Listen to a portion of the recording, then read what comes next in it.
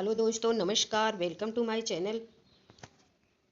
हम 2003 के question paper को हल करेंगे जो 2003 में पूछा गया है। तो पहला क्वेश्चन है, कपटी मित्र के लिए सही मुहावरा है।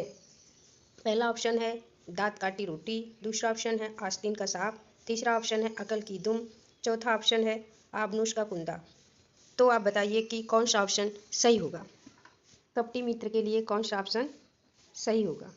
तो हमारा दूसरा ऑप्शन सही हो जाएगा, आस्तीन का सांप। अब हम अगले क्वेश्चन की तरफ चलेंगे जो इस तरह है, इंद्रियों को जीतने वाले के लिए एक शब्द क्या होगा। अब आप बताएं कि इंद्रियों को जीतने वाले के लिए एक शब्द क्या होगा। पहला ऑप्शन है दूरदर्शी, दूसरा है कुशाग्र बुद्धि, तीसरा है सत्यजीत, चौथा ऑप्शन है जितेंद्रिय। तो बताइए कौन सा ऑप्शन सही हो जाएगा। तो हमारा चौथा ऑप्शन सही हो जाएगा, जितेंद्रिय।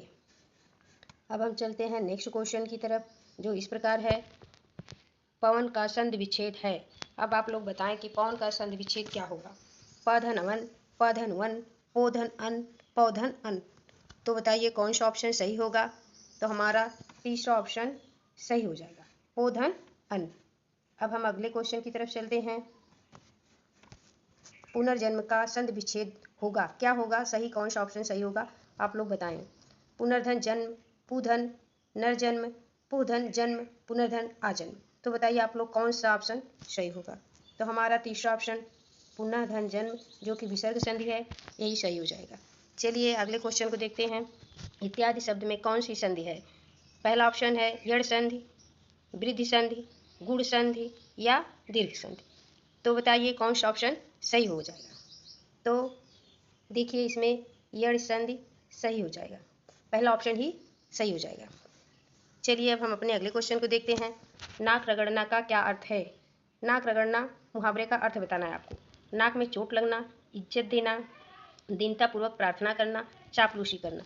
तो तीसरा ऑप्शन सही हो जाएगा, दीनतापूर्वक। तो दीनतापूर्वक प्रार्थना करना हमारा तीसरा ऑप्शन सही हो जाएगा। चलिए हम अब अगले क्वेश्चन को देखते हैं, उन्मूलन का विलोम बताना है आपको। उन्मूलन का क्या विलोम होगा। पहला ऑप्शन आपके सामने है, उत्थान, उत्कर्ष, रोपण, अवनति। तो बताइए कौन सा ऑप्शन सही हो जाएगा। तो उत्थान का विलोम रोपण होगा। चलिए अगले क्वेश्चन को देखते हैं जो इस प्रकार है, महावीर प्रसाद द्विवेदी ने आदिकाल को क्या संज्ञा दी है। बताइए महावीर प्रसाद द्विवेदी ने आदिकाल को और क्या कहा है। तो हमारा कौन सा ऑप्शन सही हो जाएगा आप लोगों को बताना है। तो महावीर प्रसाद द्विवेदी ने आदिकाल को बीज वपन काल कहा है। चलिए अगले क्वेश्चन को देखते हैं, अति सुधो को मार्ग है, किसकी पंक्ति है यह। आलम, बोधा, ठाकुर, घनानंद। अब आप लोगों को बताना है कौन सा ऑप्शन सही होगा। तो हमारा चौथा ऑप्शन सही हो जाएगा, घनानंद। चलिए अगले क्वेश्चन को देखते हैं, कालिंदी का पर्यायवाची क्या है। आप लोगों को बताना है कि कालिंदी का पर्यायवाची क्या होगा, सरस्वती, लक्ष्मी, गंगा, यमुना। तो इसमें हमारा कौन सा ऑप्शन सही हो जाएगा। तो कालिंदी का पर्यायवाची यमुना होता है, कालिंदी का पर्यायवाची यमुना। चलिए अगले क्वेश्चन को देखते हैं, आधुनिक हिंदी साहित्य की पहली आत्मकथा के लेखक कौन है। आप लोगों को बताना है आधुनिक हिंदी साहित्य की पहली आत्मकथा के लेखक कौन हैं। बाबू श्याम सुंदरदास, देवेंद्र सत्यार्थी, हरिवंश राय बच्चन, जयशंकर प्रसाद। यहाँ पे थोड़ा सा मिसप्रिंट हो गया है, यहाँ पे इतना नहीं होना चाहिए, बस जयशंकर प्रसाद ही होना चाहिए, जयशंकर प्रसाद। तो हमारा सही ऑप्शन क्या होगा, हरिवंश राय बच्चन। चलिए अगले क्वेश्चन को देखते हैं, कार्य के आरंभ में ही विघ्न पड़ना मुहावरे का अर्थ है। कार्य के आरंभ में ही विघ्न पड़ना मुहावरे का क्या अर्थ होगा। अब आपको बताना है कौन सा ऑप्शन सही होगा। सिर मारना, सिर पर चेहरा, सिर पर सेहरा बधा होना। यहाँ पर सेहरा होना चाहिए, थोड़ा सा मिसप्रिंट हो गया है, यहाँ पर सेहरा होना चाहिए, सेहरा। सिर मुड़ाते ही ओले पड़ना, सिर पर शैतान सवार होना। बताइए कौन सा ऑप्शन सही हो जाएगा। तो सिर मुड़ाते ही ओले पड़ना, ये हमारा तीसरा ऑप्शन सही हो जाएगा। चलिए अब हम अगले क्वेश्चन को देखते हैं, किस कवि को कवियों का कवि कहा जाता है। धर्मवीर भारती, शमशेर बहादुर, रघुवीर सहाय, सर्वेश्वर दयाल सक्सेना। आपको बताना है किस कवि को कवियों का कवि कहा जाता है। तो दूसरा ऑप्शन हमारा सही हो जाएगा, जो इस प्रकार है, शमशेर बहादुर सिंह। चलिए अगले क्वेश्चन को देखते हैं। किस रचनाकार लोक बखाना राम नाम का मरम है आना? किस रचनाकार की यह पंक्ति है, लोक बखाना राम नाम का परम है आना? यह किस रचनाकार की पंक्तियां हैं? यहाँ पर होना चाहिए था दशरथ लोक बखाना राम नाम का मरम है आना।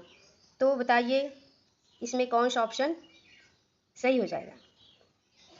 तो इसमें हमारा सही हो जाएगा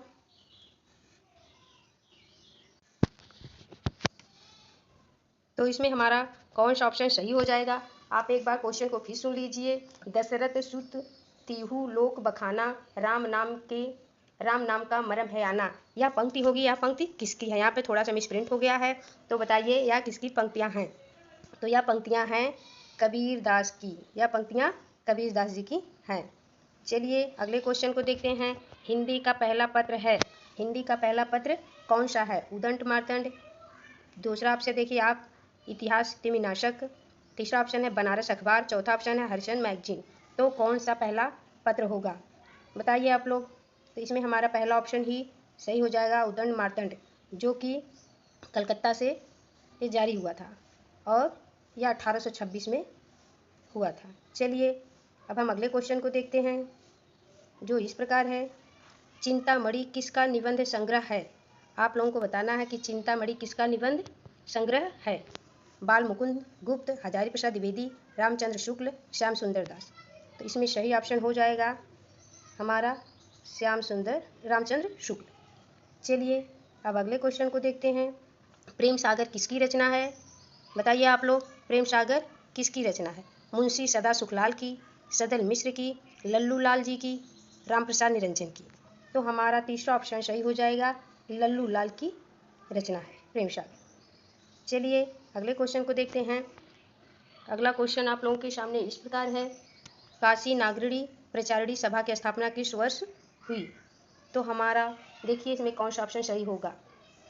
तो इसमें हो जाएगा सही 1893, पहला ही ऑप्शन सही हो जाएगा। ये जो हमारा पहला ऑप्शन है यही सही हो जाएगा, जो इस प्रकार है। चलिए अब अगले क्वेश्चन को हम देखते हैं।